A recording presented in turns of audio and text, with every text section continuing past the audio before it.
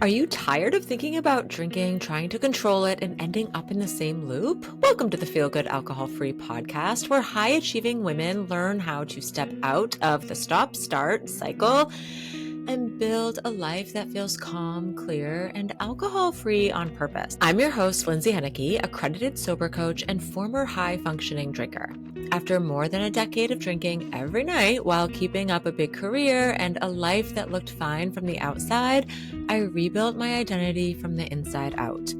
Now I help women stop negotiating with themselves and trust their own decisions again.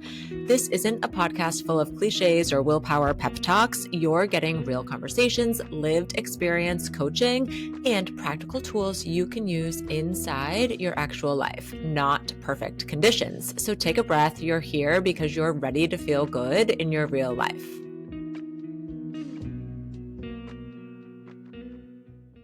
Welcome back to Feel Good Alcohol Free. What I want to talk about today is why the holidays feel so incredibly hard when you are trying to quit drinking. And also, we're going to layer in a little bit of our regular day-to-day life here and what it is that you're actually craving every day at 5 p.m. So without another second, let's just kind of dive into this, okay? So December has this funny way of looking magical on paper and then also feeling like a slow leak in real life. There's so much pressure to be cheerful, the pressure to make it special, the pressure to hold everyone else's emotions. And the moment the sun goes down, your brain is just like, oh, thank God we made it. Where's the wine? There's just this extra pressure and emotional labor load that comes with December. It's like we have to coordinate all of these family members and getting together, and people are coming in and out of town. Coworkers and friends are throwing holiday parties that we need to get to. The kids have what feels like 87 extra events throughout December for school or whatever. These work deadlines are also like glaring at us because, you are a high achieving, successful woman who is leading teams and doing all these things. And just like, will I actually get to take the last week or the last 2 weeks of this year off to rest and recharge? And all of this stuff is just coming at you. What we don't talk about enough is this backstage version of December, the moment where you're trying to transition from the day to evening and your body is just begging for relief because there is so much going on. And pressure for it all to be so freaking magical. And don't get me wrong, I love the holidays. I love December. It's also my birthday month. And it's just that there is so much extra about it. So what I want you to just feel today is you can take a little break from all of that. You don't have to do all of the things that you think you're expected to do. I know. I'm going to tell you something really shocking right now. A lot of the expectations that we feel are on us, I'm just going to say it, we put them on ourselves. I know it's crazy and you don't want to maybe accept that, but it's the straight up truth. We put these expectations on ourselves, or they are just existing because we have this, well, that's how it's always been done kind of mindset around it. I've always drank on Christmas morning or Christmas afternoon. I've always had wine. Just because you've always done something, it doesn't mean that you have to keep doing it.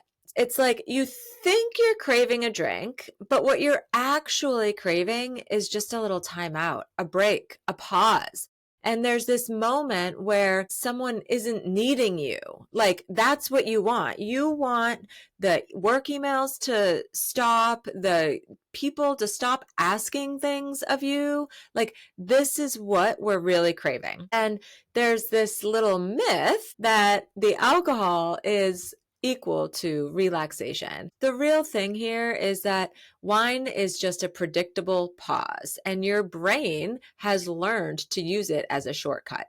It is the most quickly accessible thing to give you that temporary relief. Emphasis, okay, on the word temporary. That's really what I want you to be focusing on. 17 to 20 minutes of temporary relief before you are chasing that feeling to continue, which is why it's so hard to have just one glass. That's why you have a second one. And after that, you've got another 20 minutes and you're chasing that feeling again because it's starting to dissipate. It's starting to go away. And so you just keep chasing it the rest of the night until that bottle's gone.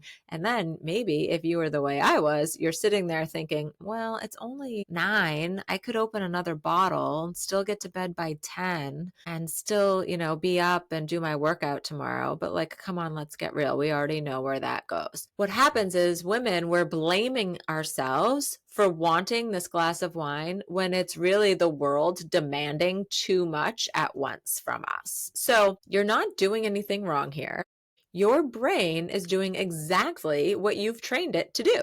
You have responded to these stressful situations or this idea of, I need some quiet downtime, I need to decompress, to having a glass of wine. And so because your brain is wanting that familiar path, that thing that you've always done, it's like right on board with you. It's like, okay, yes, let's just drink. This is the piece that has to be broken up. Like the whole idea here is to say, I am no longer willing to operate in autopilot, meaning you have your habit brain and you have your intentional brain. And we'll talk about that later. But here's what's actually going on in your body from, late afternoon to maybe around 7 o'clock at night. Your cortisol spikes because of the stress of the day. Your blood sugar is dipping from not eating enough or eating on the run, not taking care of yourself. And your emotional bandwidth is low because your prefrontal cortex, which is the decision-making part of your brain, is tired. And when your brain is tired, it stops choosing what's best and it starts choosing what's predictable. This is why in the morning, you might start out really motivated. I'm not drinking tonight. Maybe you are hungover or something from the night before and you're just like, I am going to power through today. I am not drinking. I am going to eat healthy. I'm going to do everything I can and I'm just going to come home and go to bed early. Like that might be your plan. But by the time afternoon hits, the cortisol is spiking, you're stressed, all of that kind of goes out the window at that point. So this is why you can know that you want to drink less and still pour the glass of wine. This isn't about willpower or discipline. It's literally physiology. This is how your body and your brain work. So alcohol becomes the quick relief button that we push because it's always worked, so it's familiar to our brain and it's accessible. It's the easiest, quickest path to having that relief. And even though you want to be maybe making a different choice or doing something different because you've told yourself a million times, I'm not going to drink tonight, I'm not going to drink tonight, even though you want to be doing something different, even if the something different is better for you, it's still harder to do it. It's almost like you need to force your brain to recalculate, like your GPS system does when you make the wrong turn. It's like we need to tell our brain, no, recalculate. I want to take a different action. And so this is why evenings feel harder than the mornings. And the holidays just really amplify everything because we have more decision fatigue. We have more, emotional masks that we're putting on. And there's just so much more stimulation and you're just on more. You don't even get as many evenings to go home and just relax. It's really just enough to be fully exhausting. So these extra things that are on your plate, like remind yourself, it makes sense that I'm feeling this way. I have all of these things on my plate.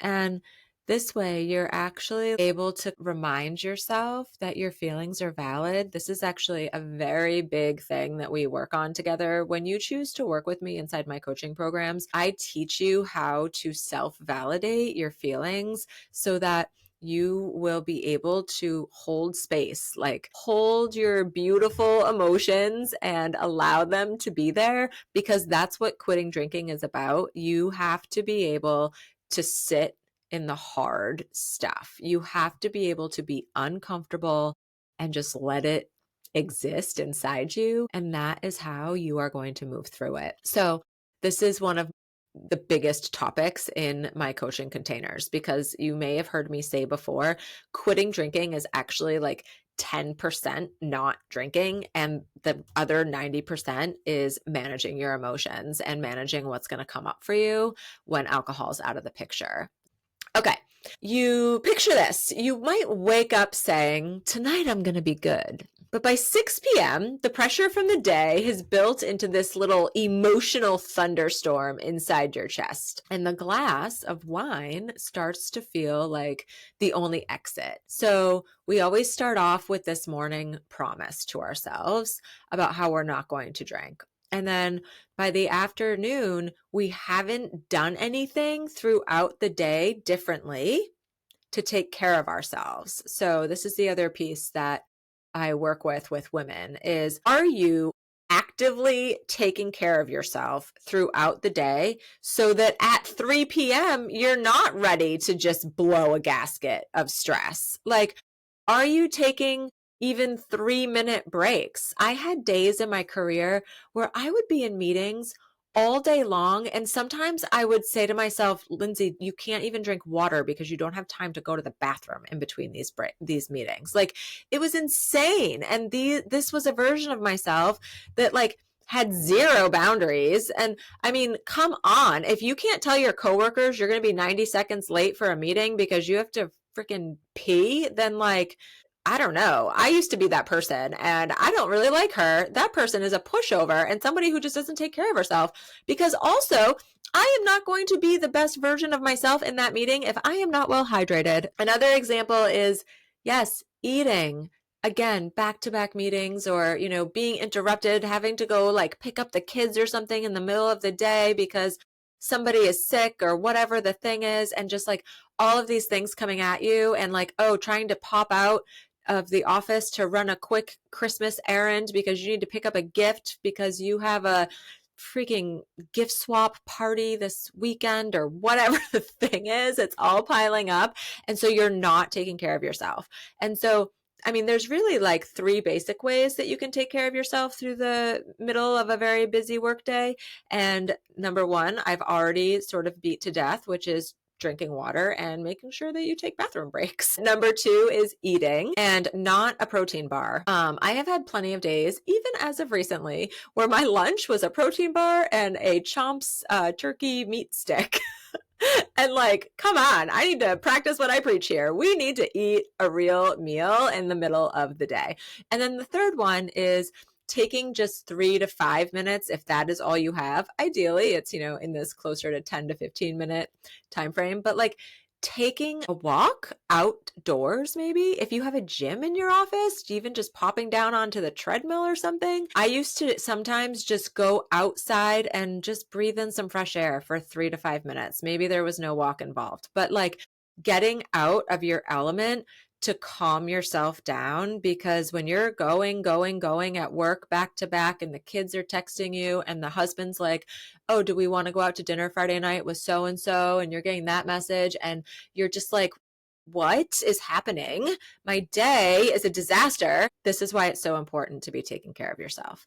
So doing even just those 3 things is going to help alleviate this 3 p.m. or sometimes it's even earlier that just start boiling over into your brain of saying like, F it, I'm going to have a drink tonight. It's how you take care of yourself throughout the day that is going to help you resist that drink in the evening. Because then what happens if you don't do that, you already know where this leads to. You're standing in your kitchen at 5, 6 o'clock and you're already pouring that glass of wine. And by 8, maybe even sooner, the whole bottle is gone. And then you justify opening up another bottle maybe. And now that you had a whole bunch of other personal things on your to-do list to do, and those have been kind of ignored now for another day. And this is how that cycle just continues. And then you wake up the next morning and the shame and anxiety is still there 10 times worse. And you're promising yourself yet again, I'm not going to drink tonight. It's just like this constant every morning trying to reset.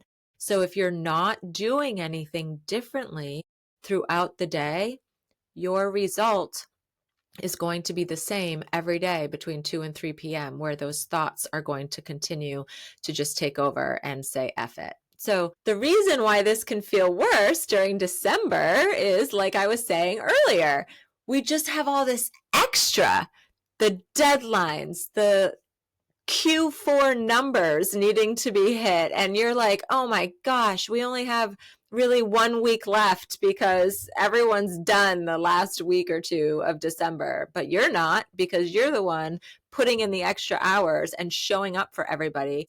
These expectations, most of them we're putting on ourselves.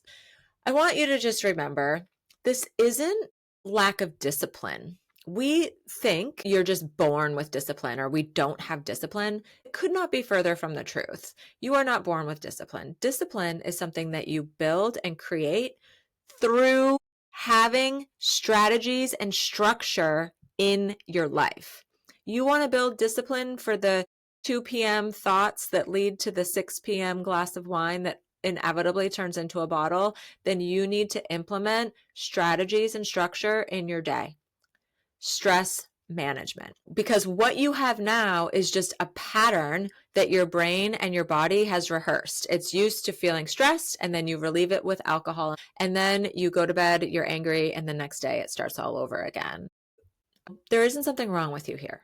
This is just a pattern that your brain has been practicing for a really long time.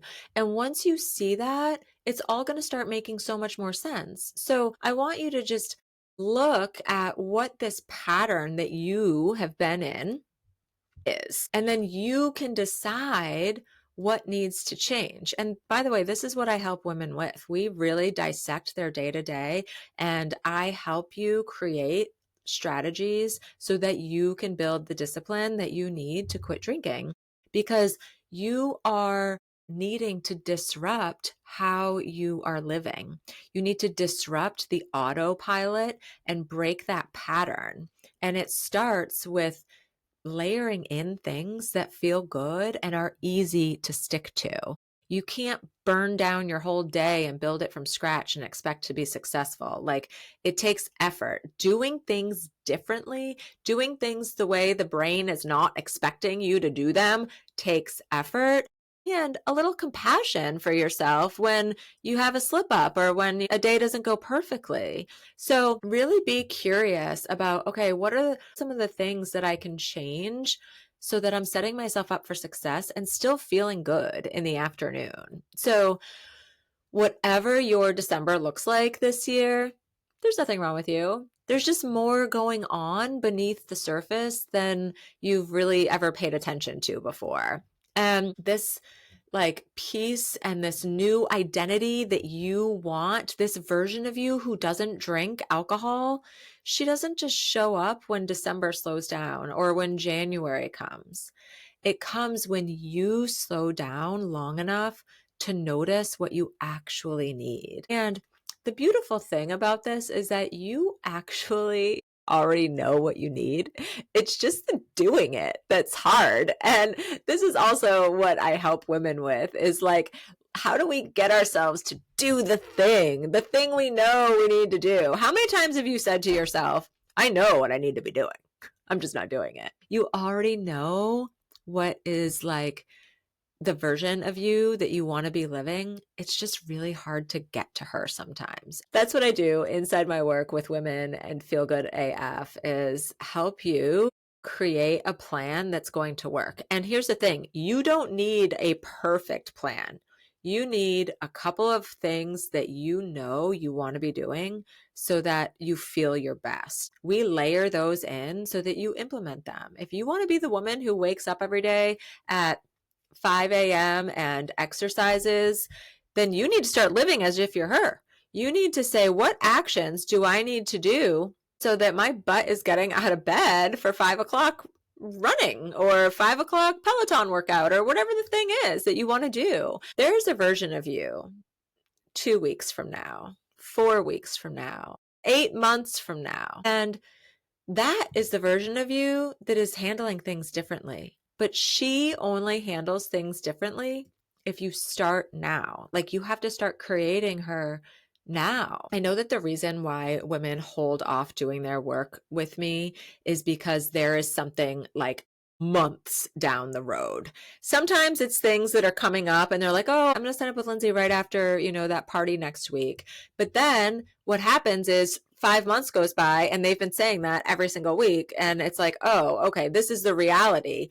Your life is never going to just slow down for you to start practicing how you want to be living. You have to practice how you want to show up in the current situation, in the current circumstances. That's how you change your identity. That's how you start showing up and building the version of you who doesn't drink. You say, I am committed to going to a holiday party this December and not drinking. And if that statement feels way too big for you right now, what about trying, I am going to a holiday party this month and I am committed to my first drink being non-alcoholic. That feels like a good starting point. This holiday drinking fear is based on today you assuming that future you is going to be the same version. You start this work intentionally. You put yourself in uncomfortable situations and you try to not drink. The more you do that, you are building the version of you who doesn't drink. This is what I mean when I say a week from now version of you, she is a hell of a lot stronger than today version of you. She has more experience doing things without alcohol than today version of you does. And then the 1 month from now version of you, she's going to have so much more experience of doing things not drinking because you are committed to showing up and trying things without drinking. And so those things will start to add up and make you feel more confident that you can do this. That's how this whole identity shift works. So I want you to not let today's version of you make decisions for the woman that you're going to be 6 weeks from now, because that woman is going to surprise you. I've shared this assignment before, definitely in social media, but here it is as a reminder for you. One night this week, and it doesn't have to be every night, just pick one. If you want it to be every night, it can be. But one night this week, when the 6 p.m. thoughts start to creep in, I don't want you to change anything. I just want you to pause and slow down for 2 minutes, just 2 minutes. Maybe you go outside and you breathe in some fresh air, walk into another room. You can put your hand on your chest or your belly, whatever kind of feels grounding, and just take in a couple of slow breaths and ask yourself, what do I actually need right now? And don't place any judgment on whatever your answer is. Just notice it, see what comes up for you, because this isn't about just avoiding the drink. The goal of this little exercise is to interrupt the autopilot. It's to disrupt the pattern that you have going on that involves you walking in the front door and heading right to the refrigerator and opening a bottle of wine. When you can slow down and disrupt the autopilot, you're giving yourself a little bit of time to make a different decision. This is how you're building safety and confidence in your decision making and your ability to say no to drinking. Okay. This is how your brain starts to unravel from all of those old patterns. And this is how this like calm, clarity, confidence loop starts to build inside you. You're not just practicing sobriety here. You are practicing self-leadership. If today's conversation felt like a little breath of relief, I hope that you follow that feeling. And if you want support while you're practicing this, December is honestly the best time to start because the women who joined this month are getting support with me all the way through March, which means you're not doing Dry January alone and you're not white knuckling through February. I want you to be successful in 2026, and waiting to do that isn't the answer. You're going to start 2026 with a team, a plan, and an identity that feels like you. If you want to do that, head to the link in the show notes and you can book a discovery call with me to decide what's a good fit for you, whether it's private or group. Or just do yourself a favor and sign up for group. And if it doesn't work out, we can switch you to private. Like, we'll figure this out. You don't have to hold it all together by yourself this year, and you deserve support before you hit the breaking point. No breaking points in December. We don't want that. Okay. The link is in the show notes. It's just a little invitation. If you loved this episode, I hope that you will subscribe and rate it, and send me an email or a message on Instagram. I love to know what you think of the episodes and if they're helping you. Okay. I'll see you next week.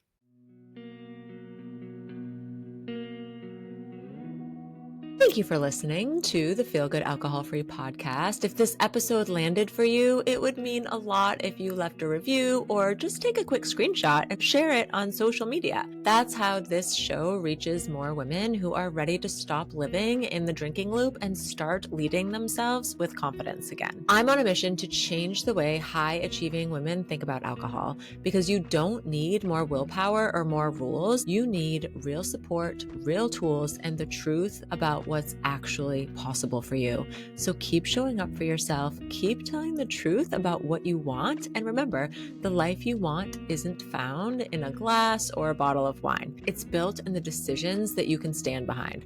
My DMs are always open, and I can't wait to get to know you better. I'll see you in the next episode.